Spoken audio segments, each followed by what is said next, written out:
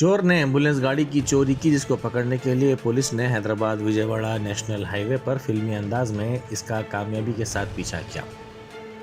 یہ واقعہ حیات نگر میں پیش آیا۔ یہ ایمبولینس سائرن بجاتی ہوئی 100 کلومیٹر فی گھنٹے کی رفتار سے چلائی جا رہی تھی۔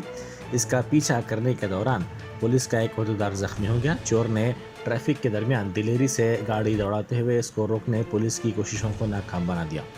پولیس کی جانب سے اس ایمبولینس کا پیچھا چٹیال علاقے میں اس وقت خطرناک رخ اختیار کر گیا جب چور نے ASI کو گاڑی سے ٹکر مار دی۔ وہ ایمبولینس کو روکنے کی کوشش کر رہے تھے۔